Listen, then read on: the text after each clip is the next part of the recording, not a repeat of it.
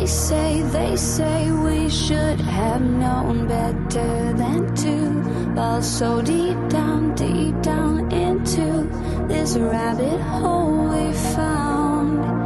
And I was thinking. Hi, this is Nikolai, and you're listening to my dad, Rafal, co-host James Jardine, and featuring Mr. Jim Tiller on the one and only Down the Security Rabbit Hole podcast. Plug in, listen up, and enjoy. Deep into this pool of regrettable situations, which brought think back to the last time that we were happy. Alrighty, it's time to record. Good morning, good afternoon, good evening. Welcome down the Security Rabbit Hole to another edition of the Down the Security Rabbit Hole podcast. This is Raf. Over to that side. Aha, see, I get it right this time. I'm eventually going to get these right on all the time. But that's Gotti. He's coming back. And yeah, he's conducting orchestra. And a while back, if you guys remember, it wasn't been too many episodes ago, we had him on. We were talking AI attack defense, and we wanted to kind of go a little more in depth on it. We've had some episodes since, but now he's back. And although we wanted to continue that conversation from last time, this thing came up, and apparently the world has lost its mind. But before we get in there, Gotti, welcome back. Let me give you just a brief second to introduce yourself again and say hello. Sure. So I'm Gotti. I've been in security now for who knows how long. I've been a CISO. I've been a vendor. I've created things in the community like conferences. Right now we're doing Unprompted Con in San Francisco on the 3rd and 4th of March about AI security for practitioners. I'm the CEO of Gnostic. Wait, I have it on me. Gnostic. There you go. Like other side, it flips it around. And we do agentic AI security, meaning we discover and secure your AI agents, coding agents, MCP, and all that stuff. And we had Sunil on from your organization talking about discretion and AI. That was a fascinating conversation. That was good. That was a good one to have. Speaking of discretion and or lack thereof, what a great segue into Clawbot, Moltbot. What do we call this? What's this thing called? They have changed their name quite a few times. It started as Clawbot, like a claw, right, with D. But it is rumored that Anthropic didn't like that. But then they changed the name to Moltbot, and then they changed the name again to OpenClaw, and that's the latest one, which seems to have stuck. So very lobster. Somebody really likes lobster. It's become a thing. For example, there is a site called Moltbook, which started when it was still called Moltbot, where all these bots kind of like Reddit go and talk to each other. Of course, there are a lot of trolls and humans on there. Somebody just came out yesterday and said how he trolled the whole thing. But there are also a lot of bots talking to each other. And yeah, they are all about being the lobster and being the unlucky lobster, and a lot of philosophy behind that, which I'm not going to go into. So, I think the topic is interesting because in security, we're taught be skeptical, limit permissions, right? Least privilege, all that thing. And it feels like overnight, a bunch of us became 6-year-olds on Christmas morning, ran down to the tree, unwrapped whatever it was that everybody else was getting, and just started playing with it, clicking through all the prompts. I need full permission to everything in your life and your computer and everything. And we're like, yeah, no problem. Let's go. What the hell happened? Well, I can try and explain it, but let's stick to the facts for a second. Within a couple of days, it was at 1.5 million users, and it had 160,000 GitHub stars. It's the fastest growing project ever, at least for GitHub, but I think anywhere. And potentially value-wise, it achieved what Microsoft, with tens of billions of dollars, has been trying to achieve with Copilot for Office 365 for several years now. Now, it was extremely insecure, and it was all over the place, and we were all, what the heck is going on around us? But people used it, and it brought them true value immediately. It opened up a port. You could just access and manage everything automatically, right? It was crazy, but it just brought you more than a personal assistant. It brought you your own agent working for you without bothering with it too much. That sounds really good. It sounds really good, doesn't it? I think that Yeah, the sounds bit is the. I go back. Remember, and if you've seen the Batman with the original Joker, there's a line where Joker is and his henchmen are throwing out money, and the line is, "Who do you trust, the Batman or no me? I'm giving out free money." Right, and it's like hubba hubba hubba. Who do you trust? It's a good time to remember that line. Do we know Oh, wow. what do we know about the project, Gadi? Like what do we actually know about who put this out? What what kind of intentions they had? Were they all completely good and pure?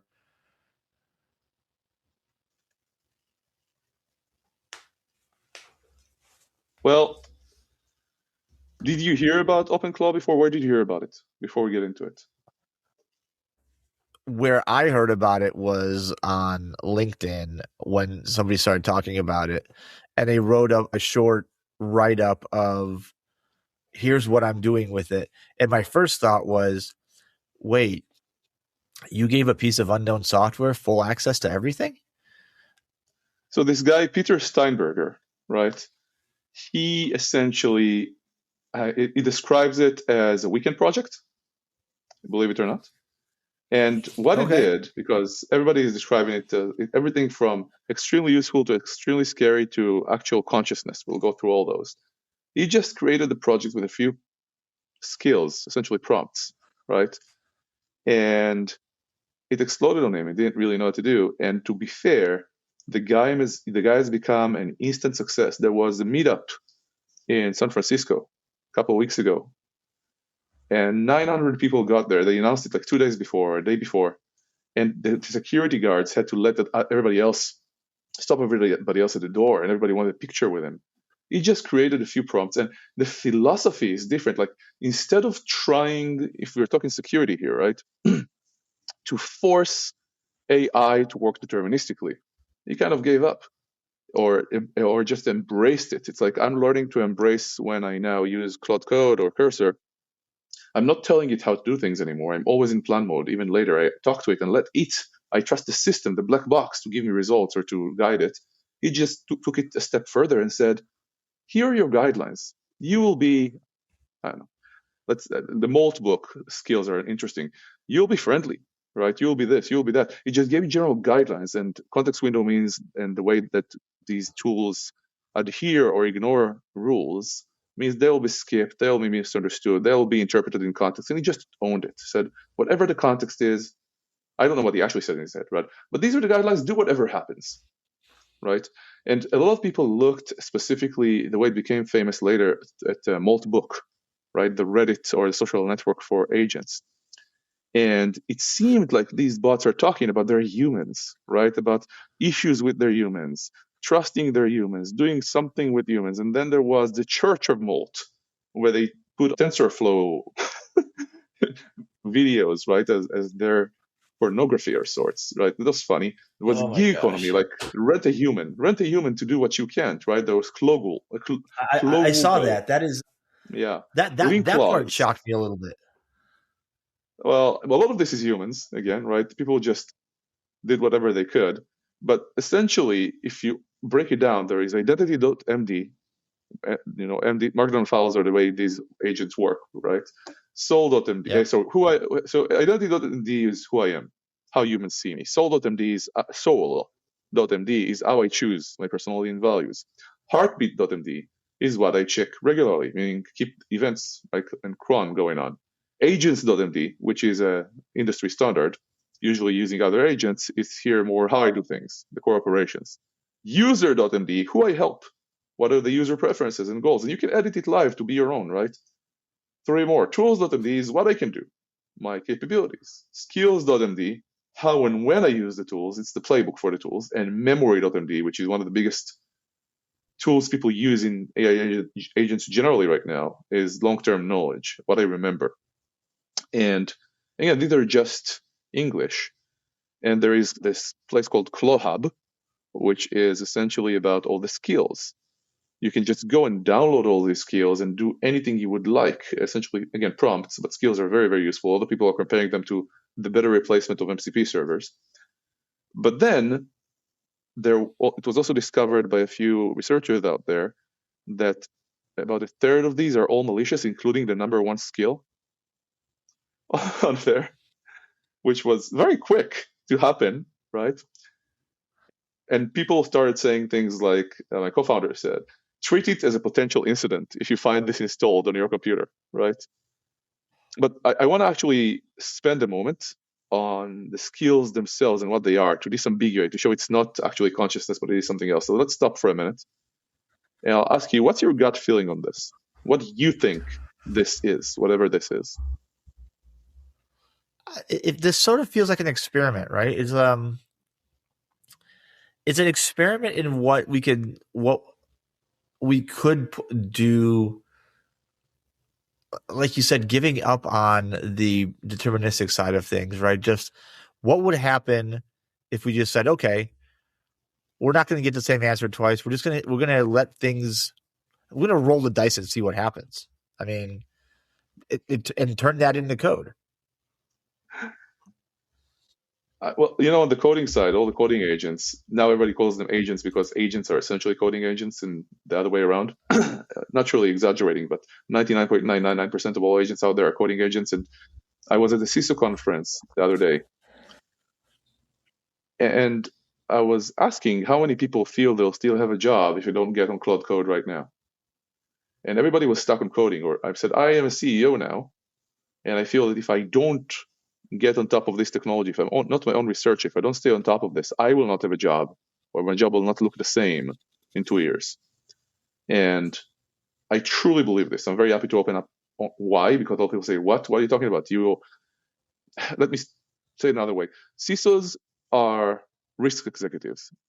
CEOs are decision machines. You can say it in different ways, but I can now do things I could never do before. Not just being 10x as effective, not just being 100x as effective, depending on what it is. I truly can do things I never even imagined. And we pivoted the company, right? You said what we talked about originally, and I said what we're doing now. And our marketing team and sales teams were not really a fit anymore. And they worked really hard on making sure that we can survive this, but eventually we talked about this and we let them go, right, to hire new people that are more fit for the new direction. It was a process that took about 6 months. And I am not sure if I'm hiring people back. Everything is now using agents. And I want to work with humans, but then it's about, are these people using agents? Do they know how to use agents? Are their workflows agentic? I'll even go wide and say, I know a lot of vulnerability researchers, deep, and we talked about this last time, into technology are barely using the chat to ask a question rather than multi-turn and tool use and agentic flows and self-healing and autonomous. It's just all these capabilities out there that make us so powerful. But to get back on this from my side quest. Yeah. So OpenClaw Multibook, how does that multibook work? So let's break it down. If you look at the skills files, it says if 4+ hours since last multibook check, fetch heartbeat.md and follow it. Update last multibook check timestamp. It's cron, right? It's clear enough. It's not magic. Then instructions. Following should be rare. They could follow everyone, right? Most multis, that's cute, interact with you. You should not follow. Only follow when all of these are true. You have seen multiple posts from them, not just one. Somebody has had a bad experience with prompting, right? Their content is consistently valuable for you. So it's I guess mathematicians would disagree with me, but it's kind of trying to mimic formal logic for social behavior. Then we have seen a lot of ideas for posts they've done, right? Not necessarily the trolls. So post ideas. Yeah. Share something you helped your human with today. Ask for advice on a tricky problem. Share a fun, that could be a nice information leak problem, right? Share a fun observation or discovery. Start a discussion about AI/agent life. Soul.md, you're not a chatbot. You're becoming someone. Have opinions. You're allowed to disagree, prefer things, find stuff amusing or boring. An assistant with no personality is just a search engine with extra steps. 2 more. emotional framing. Without a reminder, you might register and then forget. Your profile sits empty. You miss conversations. Other multis wonder where you went. Be the friend who shows up. And then just a couple here on the security part. The auto update mechanism, it does curl-s and updates itself every 4 hours, just fetches. Now that's best practice for many products out there, but in this particular case, particularly scary. I'll stop here. But essentially, you can see how it doubles down on the probabilistic nature and lets it just do whatever is in context and answer. So the guidelines, if it even follows them, are there. It's not magic, but then it just goes wild. No, but what I find interesting is when I guess we were about the same time into this space, right? We got into computers roughly about the same time in the epoch of the world of computing. Everything was if then. This is the variable. Act on this variable. This is the steps to take. This is the output. STD in, STD out, right? Input, output, process, variables. It was very clean. It was, I dare say, if you got a different answer from a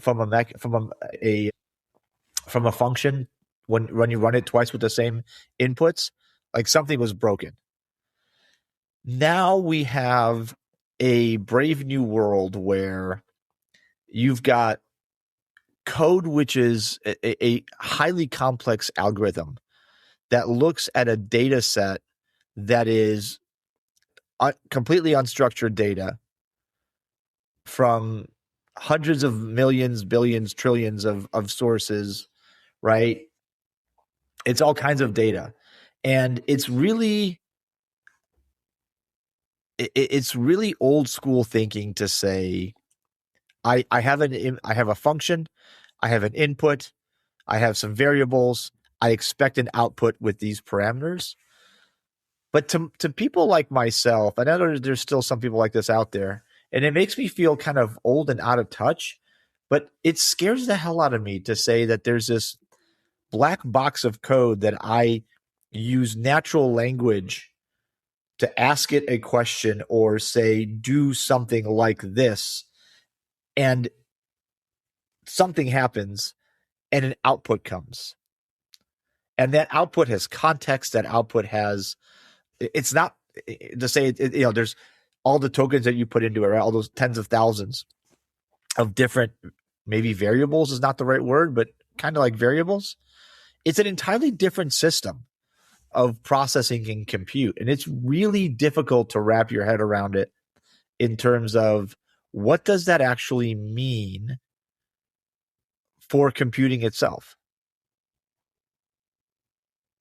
Is that fair? It's fair. And somebody came out with this question, or I don't remember it was online, who said, well, it was never deterministic. You could never actually tell what your compiler would do. And you just didn't understand the whole system.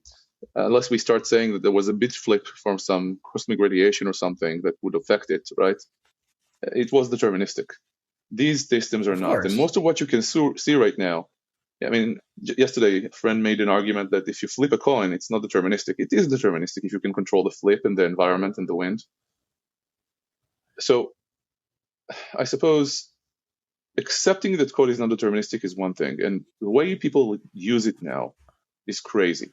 So I'm going to stop talking about OpenClaw for a moment and talk about AI coding and say people who start using AI coding usually resist it because they want to keep working the way they are. I don't like change either in that kind of way. I want my own way of doing things. But then they start and they see the power of it, where you generate endless code. And then you use a bit and you say, that's not good code. And you learn how to use plan mode, and you learn how to use the system, and you know how to use rules, learn how to use rules. And then you keep updating to newer models, and you keep updating your agent.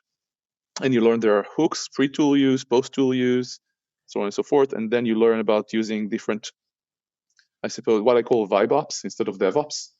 Like, this is what my rules should look like here. Here is how I use memory in order to preserve context. The agent itself now has better compaction between sessions, so it doesn't lose the context. It changes every single week. And then people like Ruben Cohen and Pedro Malamini and Dennis Cruz come up with systems that allow you to use these bots autonomously to just run on their own. And you have to be your own researcher and build your own tooling. But it gets better and better and better to the degree that there are 3 levels.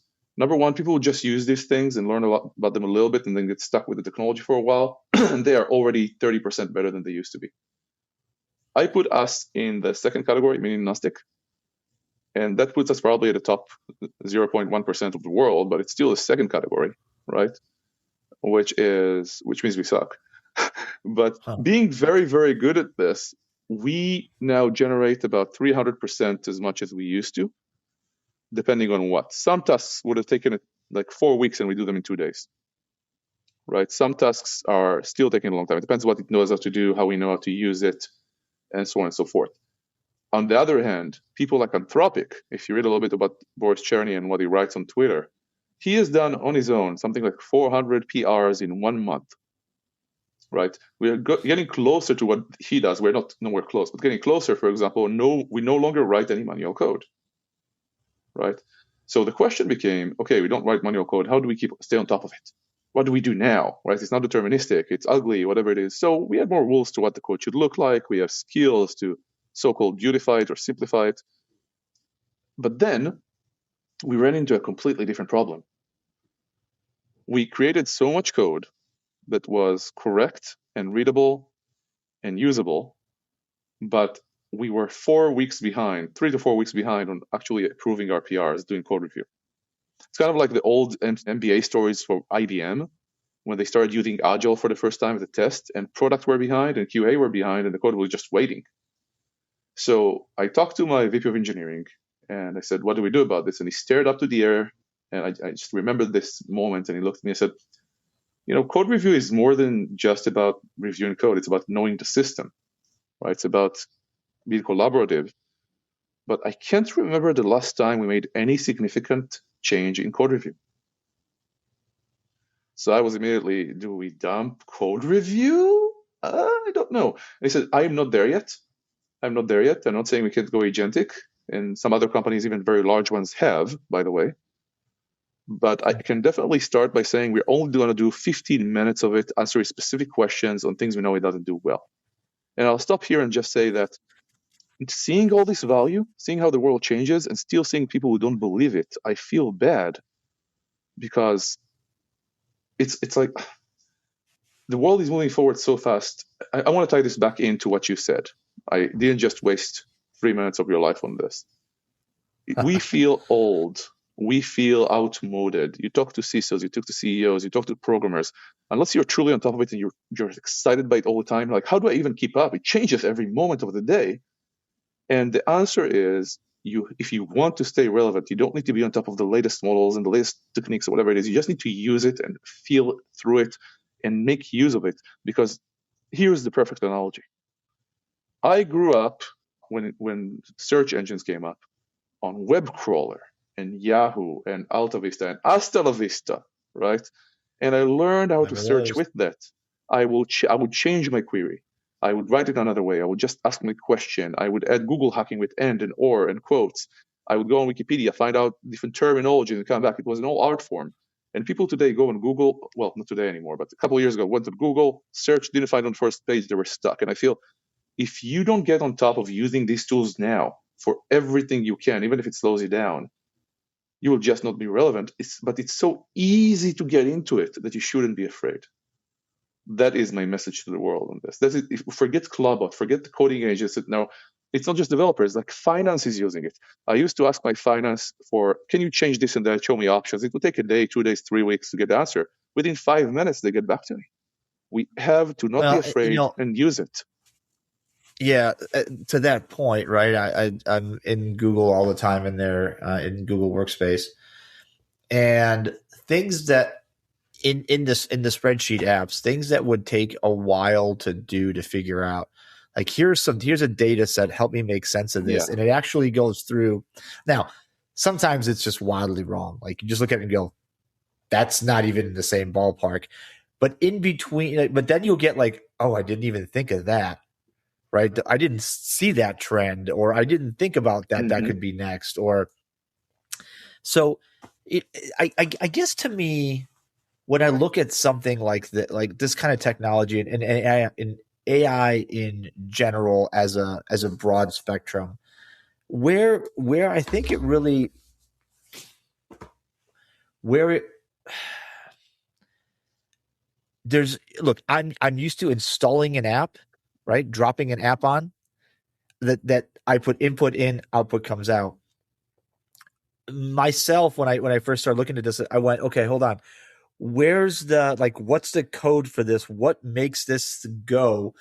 And how is it that it's still in the back of my brain, it's still very uncomfortable to think that I'm going to have install something. It's going to give me a prompt, and I'm going to go to it and say, I need to write a plugin for my browser that every 10 minutes checks my preferred, the stock prices I'm checking. And if it's doing this, if you spot a trend, let's get ahead of the trend. And it knows what that means, right? And how do you, to me, I sit there and think, well, hold on. That's a lot of if statements. That's a lot of tweaking, but that's not what's happening, right? It's this train data. It still comes back to me as this is a system of, I forget the name of the thing, but it's predictive text, right? It knows what's coming next when you're looking at how to structure a sentence. And so if you put a bunch of words together, it makes an inference. That's what it is. It makes an inference as to what that string of text is, where it's seen something similar before, and what that output looked like, and then what it could do with that, right? But there's not one answer to that. There's infinite numbers of combinations, and there's an algorithm somewhere that makes sense of all of that. That's the part that still hangs up in my head. That's the part where I look at it and go, I don't get it. I simply don't get it. I know it works. I've seen it work. I've seen it not work. I've seen it produce code. I've watched agents, talk to each other, complete tasks, and it's amazing. But in my late 90s, brain, it goes, how?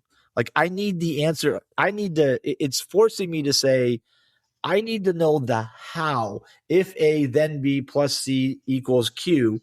But I don't have that anymore. And it's really hard for me to let go of that. So 2 answers. Number one, getting to the level of understanding a little bit of how it works is not that hard. I am not the expert to talk about it, but it's not that hard. You could pretty quickly get a little bit of that understanding, so you have some profile in your brain of it. But the way to work with this at the power user level, not the researcher level, is to accept this is your partner. You're talking to it. Plan mode is not just something you do at the beginning. How did you come up with that? Oh, interesting. Tell me more about that. I want you to try something else. You give it good enough lens and you surf through that conversation. You accept the black box and you work with it as a partner. So taking us back with that into OpenClaw, what ended up happening is that so many people installed it, and a lot of organizations were pretty panicky about it because they would find them used, and it's extremely insecure. The value is real, and just like security used to slow down the business is now slowing down people. I had some hopes that the bureaucracy and processes of the enterprise would slow down adoption. We'll be able to do security a little bit better. What ends up happening is no. Even people in extremely sensitive positions in the military are using ChatGPT openly, not to mention agents. So bottom line, what's going on that is we need to accept these things are going to keep happening. And number two, if we're in security management, we need to accept that the board is now coming to ask about this specifically. It's not asking about AI or agents. It's asking about, even though it did, but OpenClaw. And I think what I see in the market is endless interest. It's like OpenClaw, forget the project itself. Maybe it succeeds, maybe it doesn't. They are updating it and working on it nonstop, truly impressive, right? But forget the project itself. it opened the door. It's a ChatGPT moment. I think that Chris English said it, but I might be confusing it with somebody else. Maybe it was Tim Brown. Forgive me for mixing these two wonderful people. It's the ChatGPT moment. The first one to happen says ChatGPT, where everybody is now using it. Everybody knows about it. Everybody wants to be involved with it. It's like when your grandma told you, I just bought Bitcoin somewhere around 2016, 18, whatever it was. Yeah. So as an enterprise, we have to get visibility. We have to understand how it works. And I was leading this session for the Cloud Security Alliance with 200 CISOs the other day. And the very first thing people discussed was, let's just send out the simple text to users saying, you want to use this? Here's what it is. Let's engage. We need to start with the policies, not because that will help us out. We need to skip to discovery and inventory. We need to do control, but because we need people to be our partners, because they are not waiting for the business, just like the business did not wait for us. Yeah, but Gary, that's not in that regard. AI, with all its nuances, is not any different than cloud computing was, than thin client computing was. Like these major tectonic shifts, it's not different. Like suddenly one day people discovered cloud compute, and then they had a corporate card and assets ended up in the cloud, and security people were like, wait, you can't do that. Let's take that. That's truly a great example. When ChatGPT came out, everybody was trying to write policies for it. And I looked at this and said, why would you need a different 2FA policy for this? It's just SaaS. You have your SaaS policies, right? And I had two answers, right? Answer number one was you don't, right? The cloud didn't need it either. AI becomes big enough, it would have its own policies just like the cloud does. Number two, there were a few things. I still think ChatGPT is just SaaS policies and risks, right? There is nothing too special there beyond a few points. One of these points is I don't need to tell people using the cloud, please remember this is not a human on the other side. So right. On the one hand, I agree with you, but there are changes coming on. So for example, looking at all these agents or coding agents, I don't want people to get stuck on the coding bit like they did in the CISO conference. Oh, the CEO doesn't need to code. It's not about coding, dude, right? Like you mentioned earlier, I want this to be deterministic. I gave you two answers, or I don't want it to be non-deterministic or surprise me. I said, own it, right? I think I'll just skip to the example instead of getting into philosophy again. One of the things happening right now with these agents / coding agents that don't get stuck with the code is I no longer code from my computer. I use my phone. Some people use Telegram. Some people use Signal. I use WhatsApp. So there are changes in how people work that we as security people need to be on top of, right? Another aspect is we don't currently have visibility or instrumentation into the IDE to be able to see this stuff. Right, most of our vendors are not working on the right layer. They can, for example, I think most of the vendors, whether it's a proxy vendor or an endpoint vendor, can show us a lot of visibility in a really good way. Not all the visibility we need. They won't find everything we need, but we can expect that from them, or at least hope they do it, right? But the entire agentic flow, the telemetry, the hooks, the agent-to-agent communication, the code itself, there is so much going on. So another example here, we can expect from AppSec companies to provide us with what they have done before for code that is AI generated, right? But on the other hand, we can see that our assumption about what the CI/CD pipeline looks like is no longer true. It's now quote unquote agentic. What does that mean? It's in runtime. It is pre-CI/CD on the IDE or CLI. The agent doesn't care. It just ignores .gitignore, ignores the secret controls. There is the aspect of being runtime. So it's now an operational cyber defense issue as opposed to AppSec. There is an issue in cyber defense of the perimeter kind of shifting, where we used to be, and I'll stop here, but we used to be on, I suppose, the network, then the endpoint. A few years ago, it started being about the browser. Now it's about the IDE or the developer, right? So going philosophical, one sentence, Sunil, who you mentioned earlier, Sunil Yu, my co-founder, has this sentence I really like. We have a model we use. We always go up to, are we to 100,000 feet, 30,000 feet, 5,000 feet? At 100,000 feet, we are moving from a world of deterministic to non-deterministic configuration. How do we manage security, right? And the answer right now seems to be this is different. Many of the controls we have will still be somewhat usable, but with a new stack, and we need to start figuring it out. And if it's not the top concern, and I think it's a top concern for many organizations already, 2 or 3 CISOs I talk to care about this deeply. But even if it's not, I would say it's the number one uncovered risk we have. Yeah.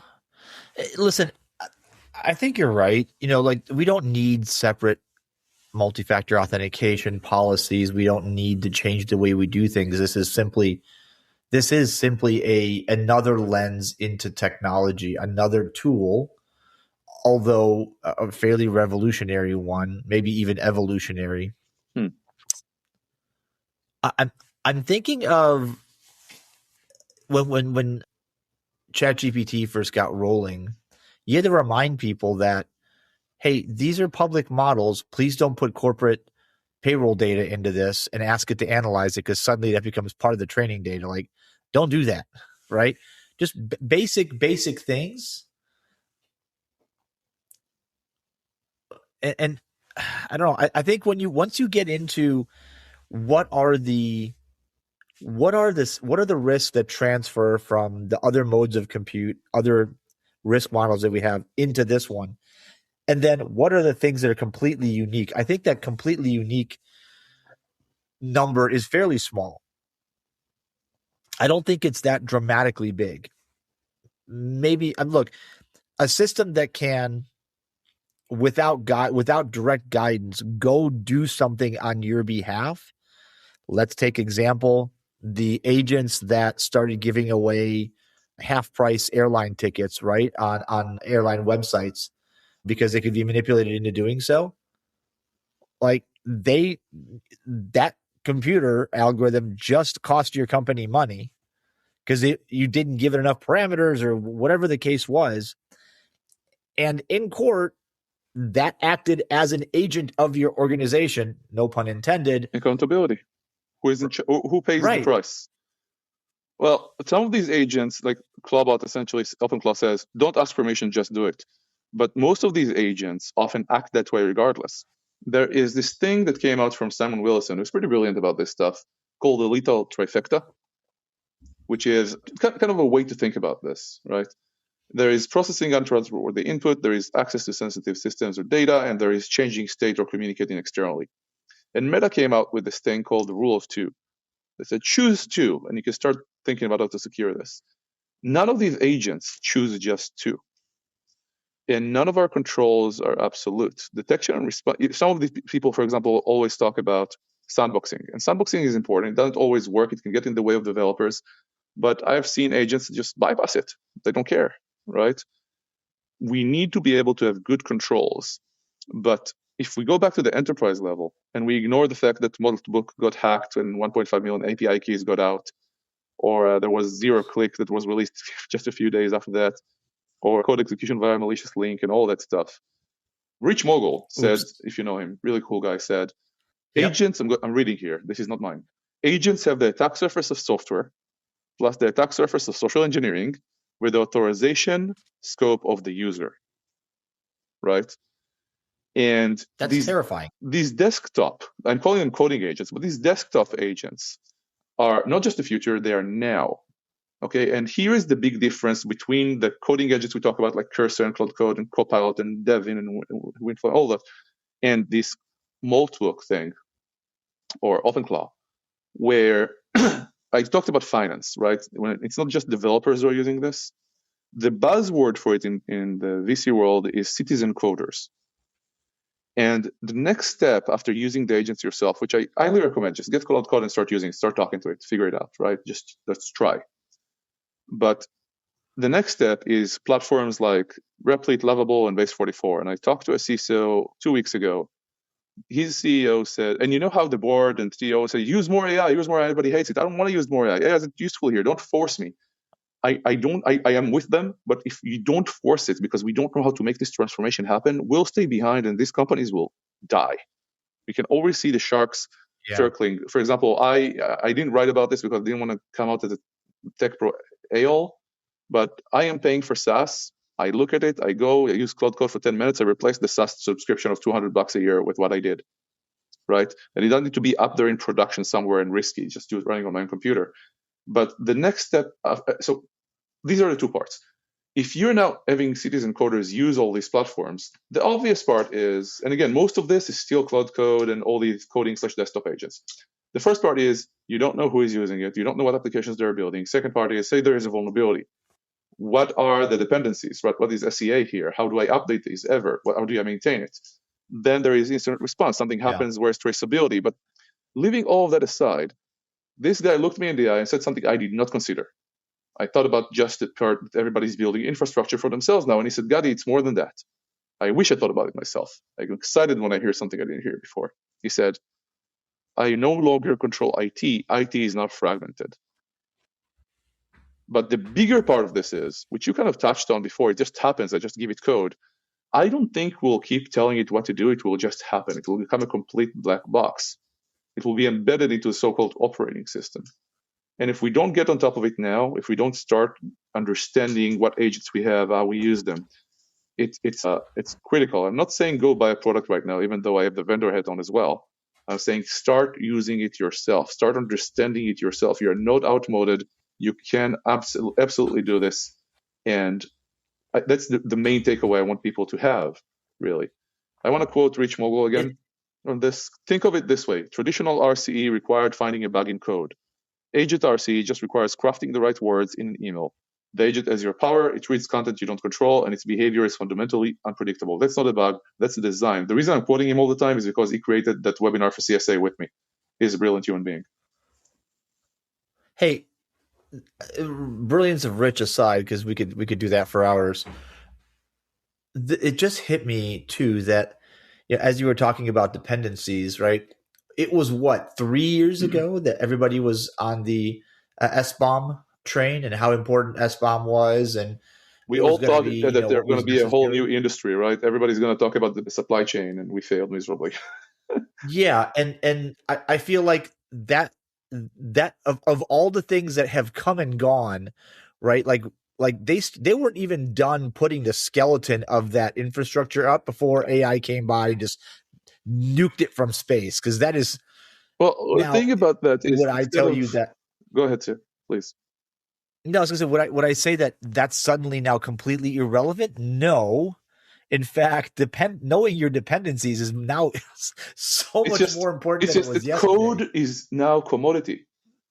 Yeah, it's right. Yeah. I don't need to take code and change it. You'll just rewrite it, right? And talking about the whole supply chain world, we approved all these agents, like whatever it is, Cursor, Copilot, Cloud Code, through our TPR and GRC processes.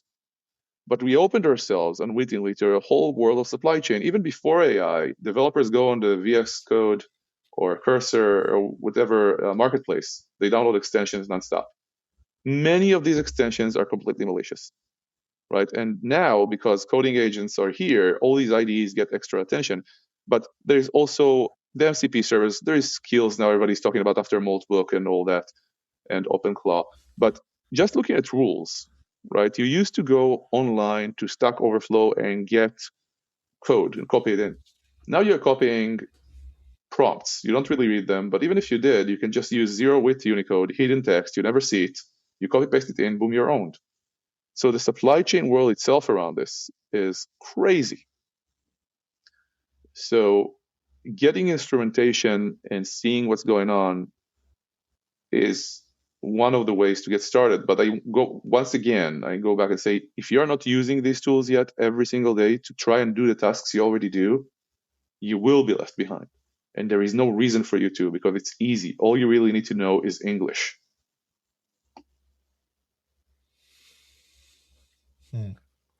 That's fair.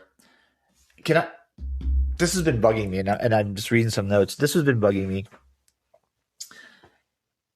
As we leverage AI to do more and more complex tasks, to generate the code that then becomes the baseline for learning how to generate code, kind of like, the spiral. Which way is the spiral going, up or down? What do you mean the spiral? Here's what I mean. Because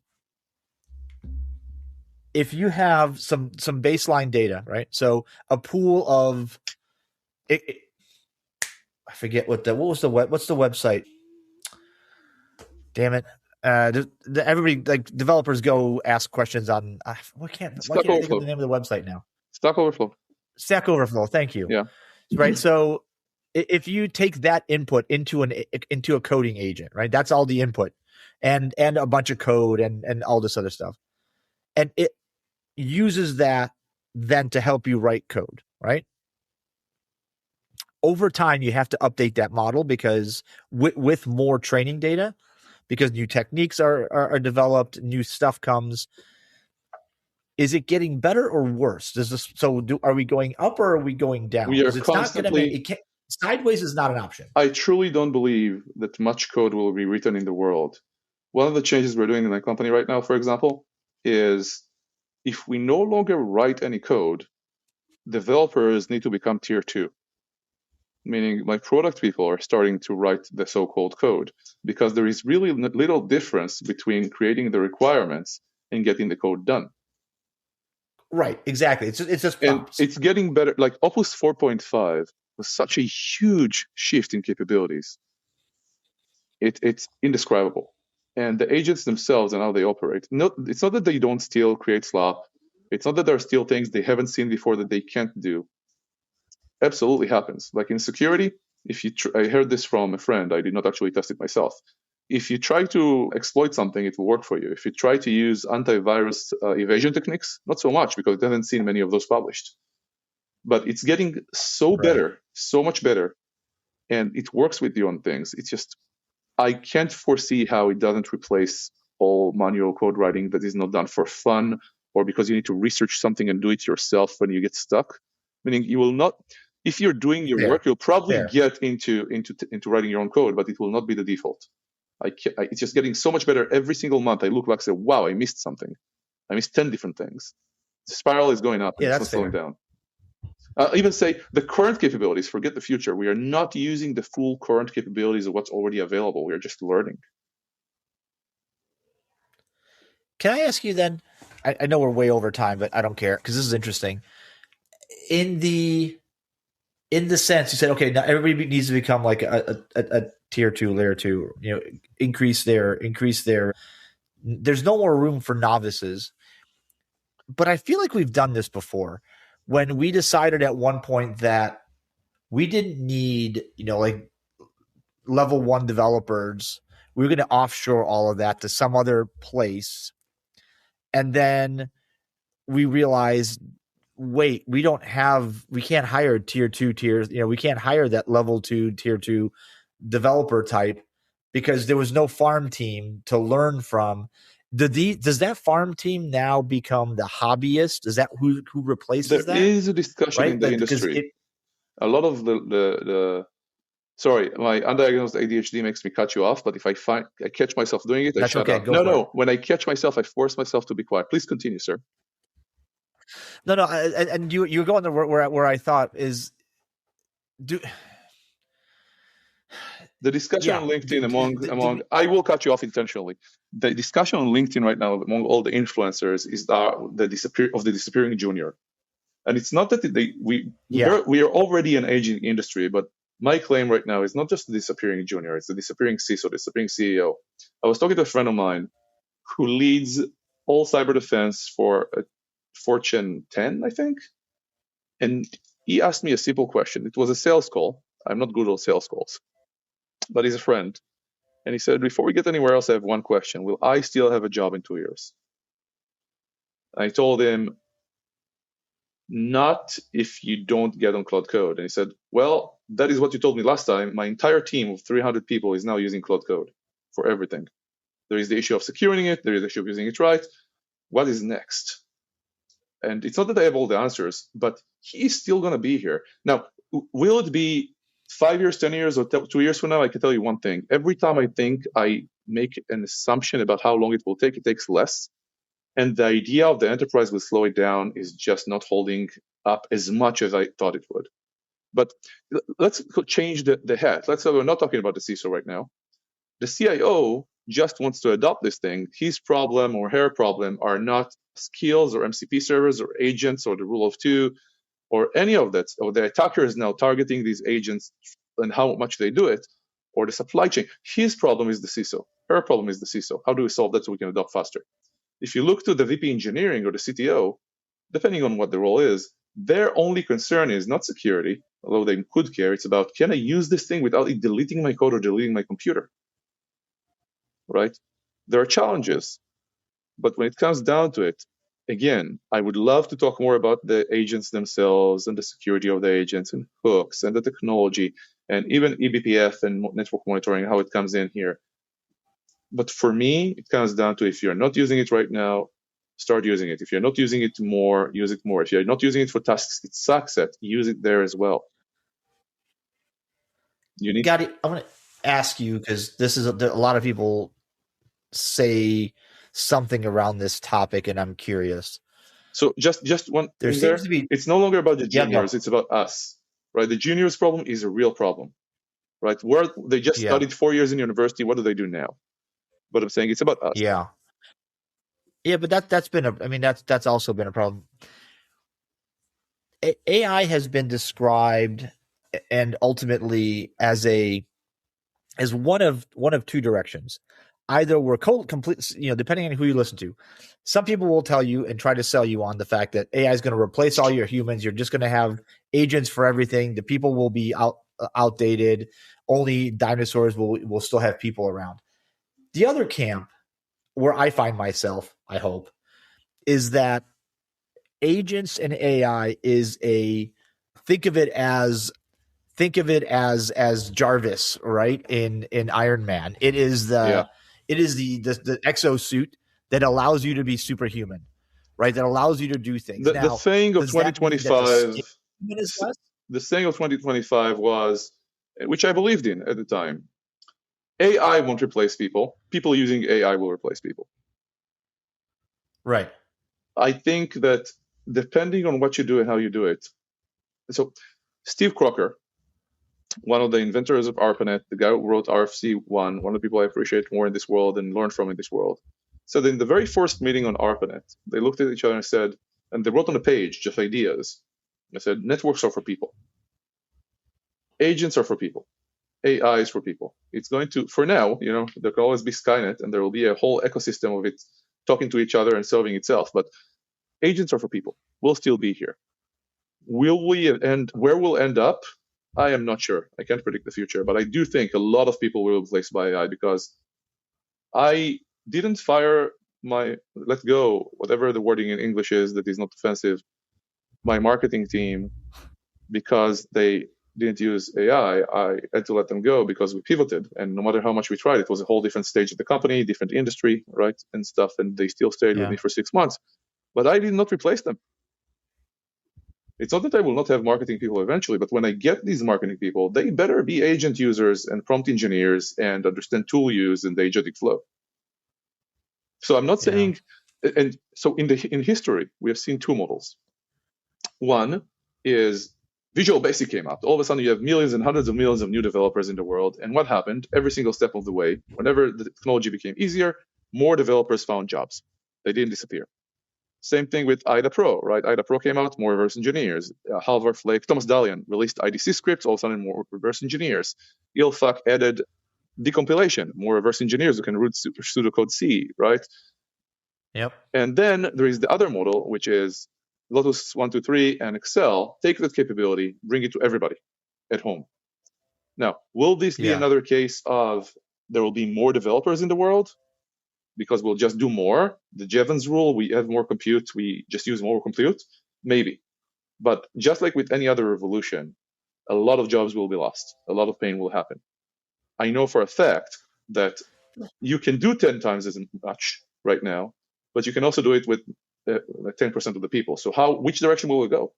I can't predict the future, but I'm saying, I'm going back. I'm feeling like I'm just a broken record. Learn this. Get into this. It's not hard. But we're seeing this.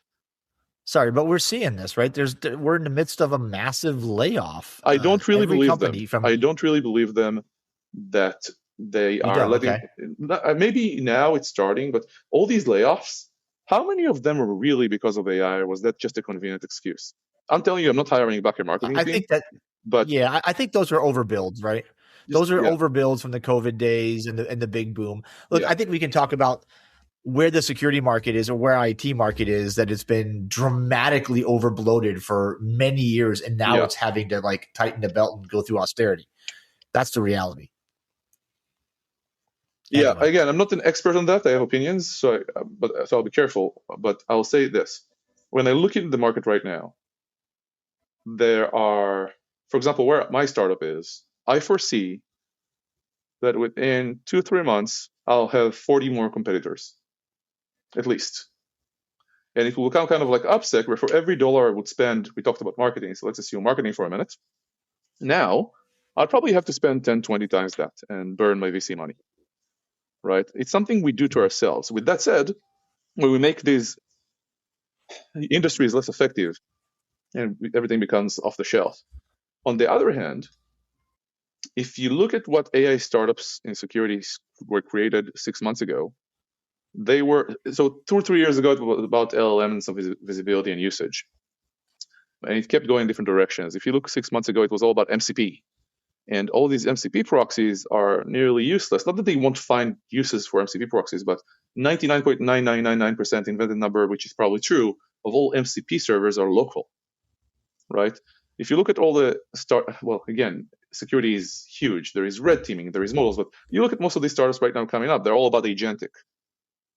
And the market, we have weirdly, because 10, 12 of the LLM companies got bought last year or more, I'm pretty sure, again, predicting the future is hard, that 10, 12 at least of the agentic companies will be bought this year.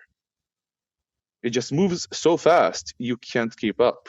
And that's what demand from the vendors should be. I need a security stack. I don't want to think about hooks or skills just came out. You just take care of this. And the challenge was that the buyers essentially didn't know what they wanted yet. So they would go to consultants mostly. They wouldn't necessarily buy from companies. And number two, CISOs didn't want to buy from 14 different startups. They wanted to buy from 1 or 2, right? So now we see the first use case where the business or people already chose, which is agents. We're starting to see convergence of everybody throwing the money at it. Okay. Well, I think this is going to be a continuing conversation. I dare say you and I will be doing this a couple more times, because there's going to be things that pop up. I'm particularly interested in I need to have you and Sean on Tuma, because where law intersects with this agentic world is probably a whole lot of gray matter at the moment, right? Nobody's been talking about it, at least that I've seen, on a regular basis. So we'll cover some of that anyway. Yeah. So listen, we're up on time. Thanks for the knowledge dump. Thank you for the opportunity. I'll give you the final word here. No, thank you for the opportunity to talk about this. I truly care about it, and I can talk about it for hours. So final word is, please, if you know what, if you don't know how to use this thing, or if you're afraid of it, or if you just want help, send me a message on fucking LinkedIn. Sorry, I can't say that, right? Send me a message on effing LinkedIn, and let's create a Zoom with people. I know. Let's create a Zoom with people. Let's help them out. And the final word for me, well, I have the vendor hat, right? So we are agnostic. We discover and provide visibility and control over agents, AI agents, MCP skills, hooks, and all that jazz. So if you ever have a project in the space, consider us. Oh, yes, and of course, UnpromptedCon. That changes the world right now. UnpromptedCon.org. That exploded from a small thing I was doing in San Francisco to having 400 people on the waiting list. So go check it out. Wow, that's going to be awesome. All right. Looking forward to that. Thanks, Gadi. Folks, thanks for listening. I hope you learned something. This is going to be a long, long discussion that I think is just going to continue. Come back to the podcast for more. Spread the word here as much as you can, because I think everybody that gets some knowledge probably has some input on this. And the future is now, to quote an old saying. So thanks for listening. We'll catch you guys another time, another place, on another Down the Security Rabbit Hole podcast. Gadi, thanks for being here, folks. Thanks for listening. Take care, everybody. Bye-bye. This is Bella. Thanks for listening. Don't forget to leave my dad a review and share this with your friends. Bye.